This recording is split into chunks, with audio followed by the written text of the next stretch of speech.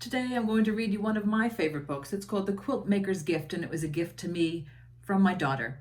It's written by Jeff Brumbea, and the artwork is done by Gail de Marcken, and the artwork is just as fabulous as this lovely story is. I hope you enjoy it. There was once a quilt maker who kept a house in the blue, misty mountains up high. Even the oldest great-great-grandfather could not recall a time when she was not up there sewing away day after day. Here and there and wherever the sun warmed the earth, it was said she made the prettiest quilts anyone had ever seen.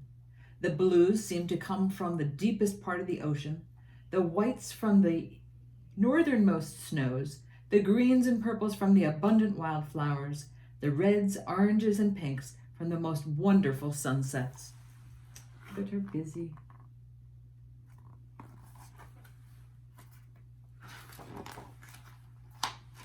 Some said there was magic in her fingers. Some whispered that her needles and cloth were gifts. And others still said the quilts really fell to the earth from the shoulders of passing angels. Many people climbed her mountain, pockets bursting with gold, hoping to buy one of the wonderful quilts. But the woman would not sell them. "I give my quilts to those who are poor or homeless," she said to all who knocked on her door. "They are not for the rich."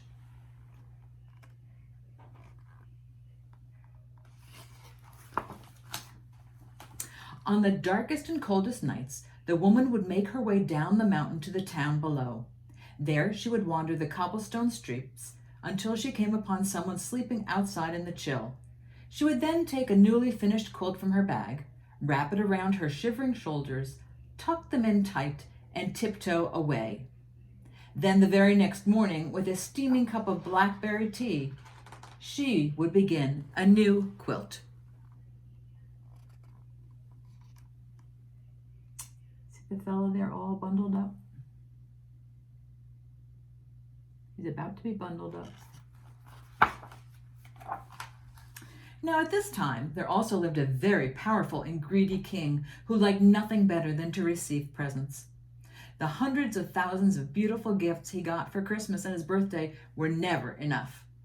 So a law was passed that the king would celebrate his birthday twice a year. When that still wasn't enough, he ordered his soldiers to search the kingdom for those few people who had not yet given him a gift. Over the years, the king had come to own almost all of the prettiest things in the world. Throughout the castle, from top to bottom, in drawers and on shelves, in boxes and trunks and closets and sacks, all of the king's countless things were stashed. What a greedy fellow he is.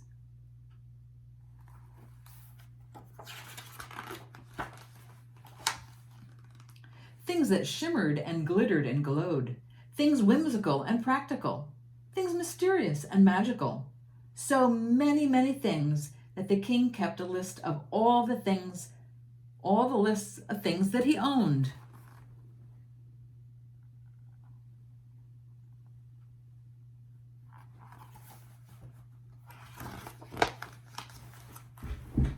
And yet, with all these marvelous treasures to enjoy, the king never smiled.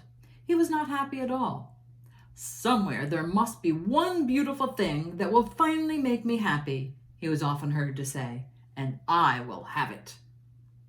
One day, a soldier rushed into the palace with news about a magical quilt maker who lived in the mountains. The king stamped his foot.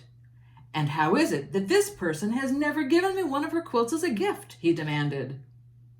"She only makes them for the poor, Your Majesty," the soldier replied, "and she will not sell them for any amount of money." "Well, we shall see about that," the king roared. "Bring me a horse and 1,000 soldiers." And they set off in search of the quilt maker.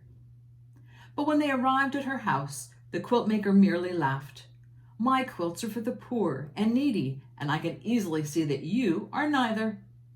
"I want one of those quilts," the king demanded. "It might be the one thing that will finally make me happy."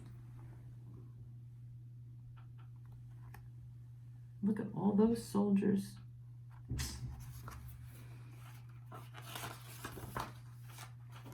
The woman thought for a moment. Make presents of everything you own, she said, and then I'll make a quilt for you. With each gift that you give, I'll sew in another piece. When at last all your things are gone, your quilt will be finished." "Give away all of my wonderful treasures?" cried the king. "I don't give things away, I take them." And with that he ordered his soldiers to seize the beautiful star quilt from the quiltmaker. But when they rushed upon her, she tossed the quilt out the window, and a great gust of wind carried it up and away. Away it goes.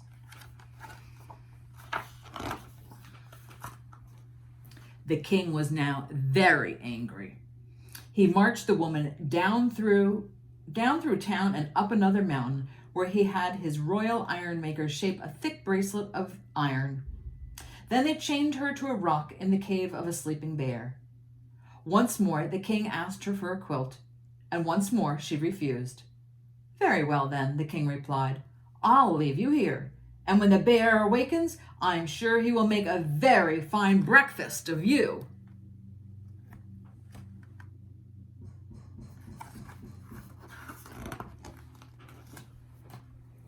Later, when the bear's eyes opened and he saw the woman in his cave, he stood on his mighty hind legs and gave a roar that rattled her bones.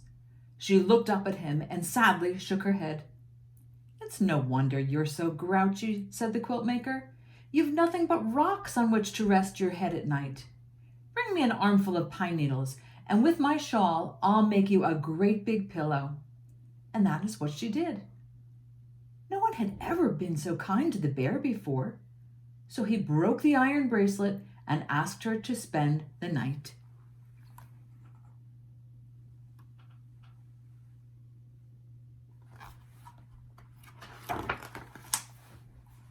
Now, although the king was very good at being greedy, he was very bad at being mean. All that night he could not sleep for thinking about the poor woman in the cave. Oh my, what have I done?" he wailed. So he woke up his soldiers, and they all marched in their pajamas up to the cave to save her. When they arrived, the king found the quiltmaker and the bear having a breakfast of berries and honey.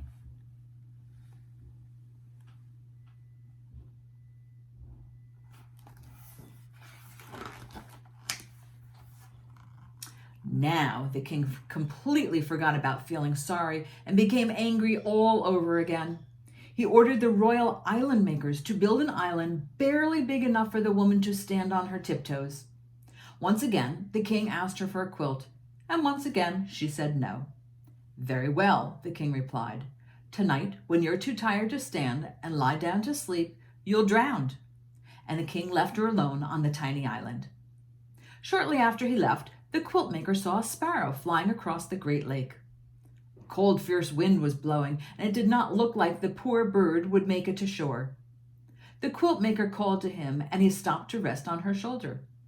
The poor tired sparrow was shivering, so the woman quickly made him a coat from scraps of her purple vest. When he was warmed and the wind had stopped, the bird flew off, but he was very grateful to the quiltmaker for what she had done. Soon the sky darkened as the air filled with a huge cloud of sparrows. Thousands of wings beating together, they swooped down, lifted the woman up in their little beaks, and they carried her safely to shore.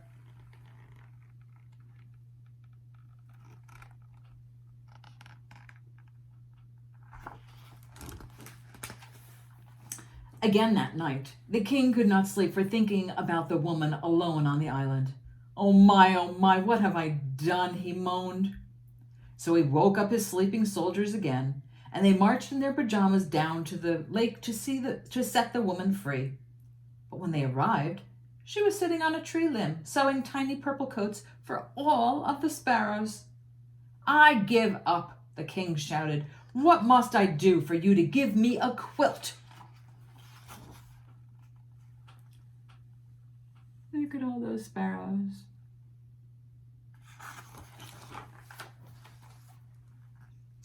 "As I said," the woman answered, "give away all of the things you own, and I'll sew a quilt for you. And with each gift that you give, I'll add another piece to your quilt." "I can't do that," cried the king. "I love all my wonderful, beautiful things." "But if they don't make you happy," the woman replied, "what good are they?" "That's true," the king sighed, and he thought about what she had said for a long, long time. So long that weeks went by. "Oh, all right," he finally muttered. "If I must give away my treasures, then I must."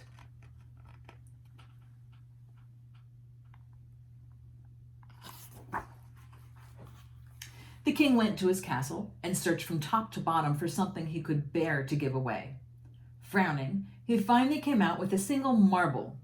But the boy who received it smiled so brightly in return, the king went back for more things. Eventually, he brought out a pile of velvet coats and went about the town, giving them to people dressed only in rags. All were so pleased that they marched up and down the street in a grand parade. Still, the king did not smile.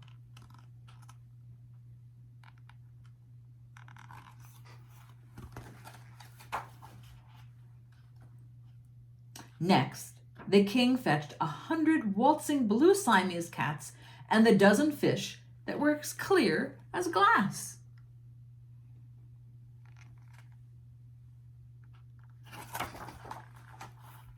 And the king ordered his merry-go-round with the real horses to be brought out. Children cried with delight and they cartwheeled around him. And just the smallest of smiles began to show on the king's face.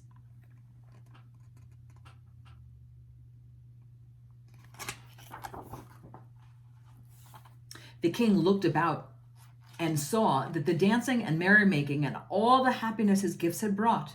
A child took hold of his hand and pulled him into the dance. Now the king really smiled and even laughed out loud. "How can this be?" he cried. "How can I feel so happy about giving my things away? Bring everything out. Bring it all out at once." Meanwhile, the quiltmaker kept her word and started making a special quilt for the king. With each gift that he gave, she added another piece to his quilt.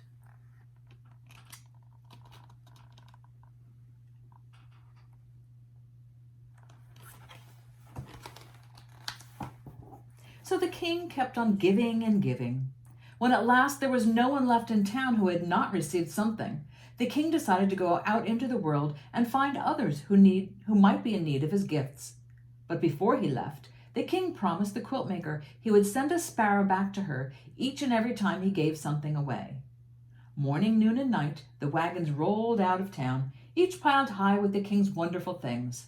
And for years and years, messenger sparrows flew to the quiltmaker's windowsill as the king slowly emptied his wagons, trading his treasures for smiles around the world.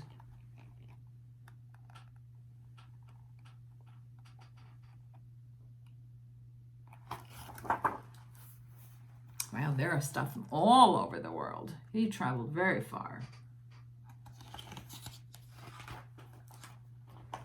On and on the quiltmaker worked, and piece by piece the king's quilt grew more and more beautiful. Finally, one day a weary sparrow flew into her window and perched on her needle.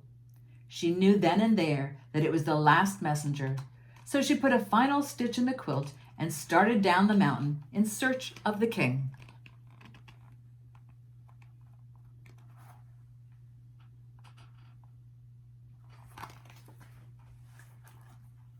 After a long search, she finally found him. The king's royal clothes were now in tatters and his toes poked out of his boots. Yet his eyes glittered with joy and his laugh was wonderful and thunderous.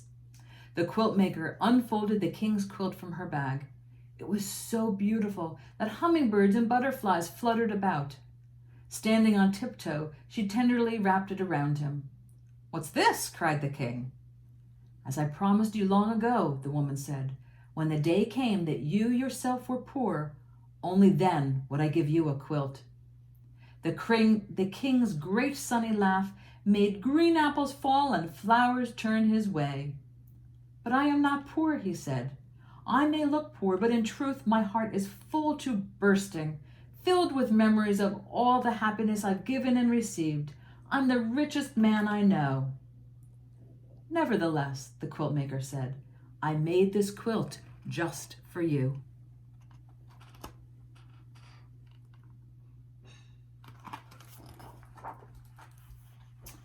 Thank you, replied the king. I'll take it, but only if you'll accept a gift from me.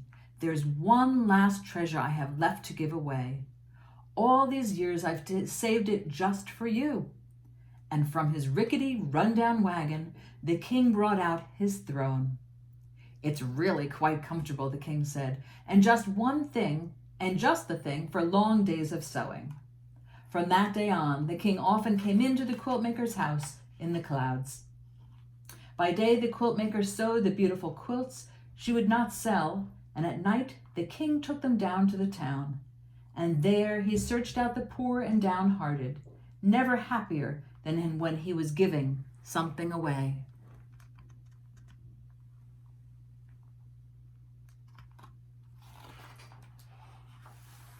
The end. I hope you enjoyed it.